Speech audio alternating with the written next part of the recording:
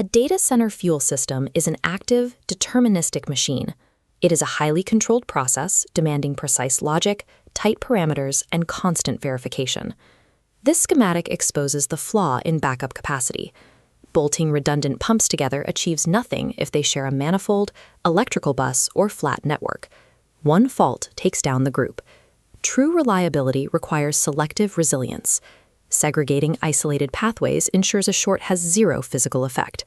This vendor-neutral reference architecture divides the facility into two separate operational domains: Fuel Control System A and Fuel Control System B. Within these domains, execution remains autonomous. Local controllers actively manage their own hardware without waiting for permission from a central building supervisor. Eliminating shared physical, electrical, and network dependencies ensures that a single severed cable or failed switch never causes a total facility power loss. Looking at this layout, the foundation is strict physical separation. Domain A and Domain B operate independent systems. Each side contains its own receiving manifolds, bulk storage tanks, and transfer loops. The final boundary is the day tank, equipped with its own programmable logic controller.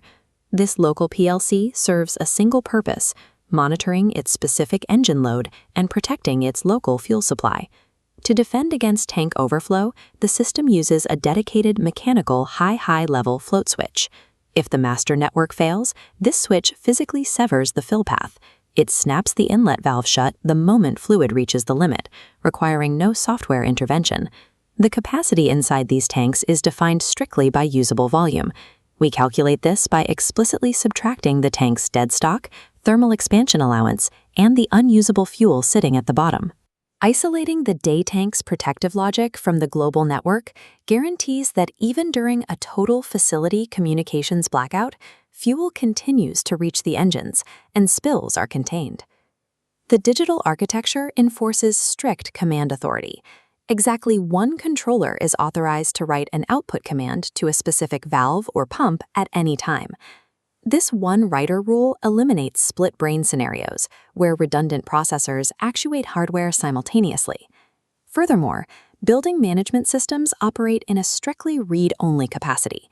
They pull telemetry, but lack authority to force a valve open or override a mechanical interlock.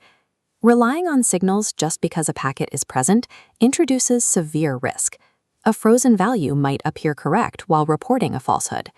If a packet exceeds its sequence interval, a logic gate actively rejects it, refusing to process an outdated, stale telemetry reading.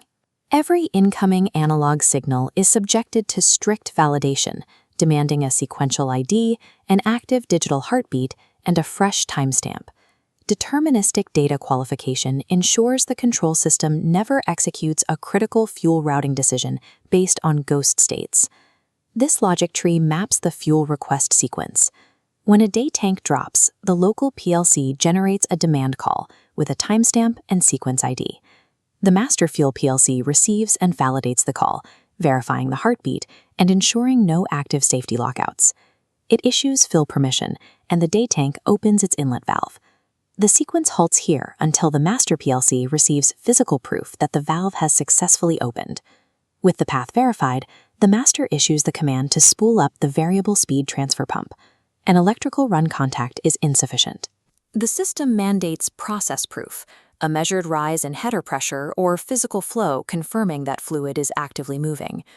The logic selects the lead transfer pump based on an ongoing calculation of the least accumulated runtime, evenly distributing wear across the hardware.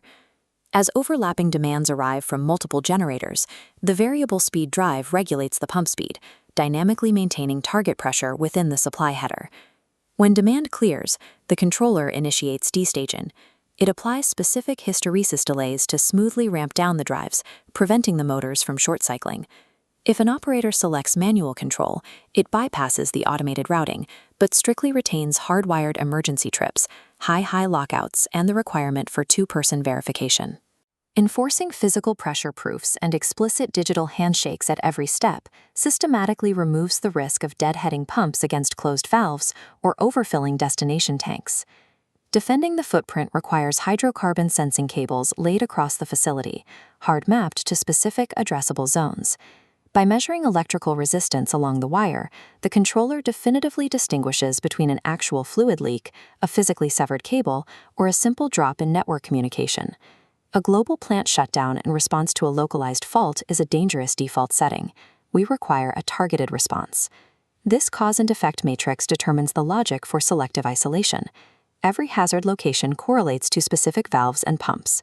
A confirmed leak in pump room A isolates only that immediate hardware, closing adjacent valves. Domain B continues running, taking the load and securing the facility.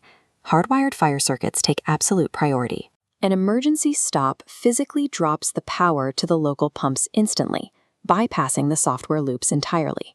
OT network defense operates as a parallel safety mechanism. Cybersecurity prevents external commands from spoofing tank limits or starving the generator lines.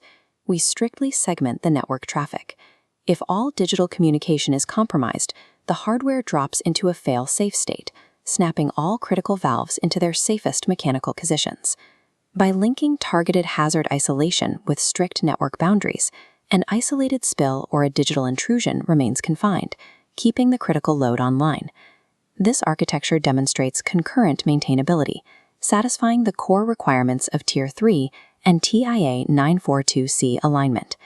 Operations must be able to remove any individual capacity component for planned work without interrupting fuel delivery to the generators.